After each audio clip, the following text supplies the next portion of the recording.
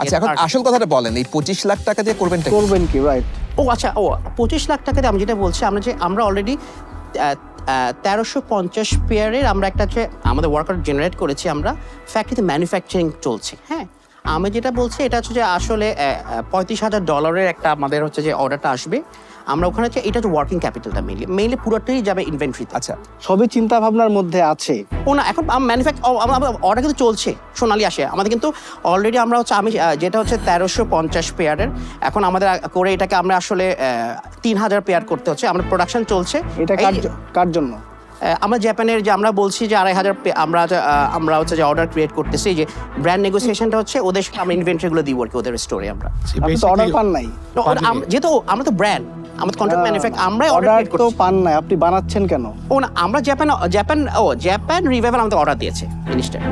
See, the product he's not selling anywhere. He has a pop-up store.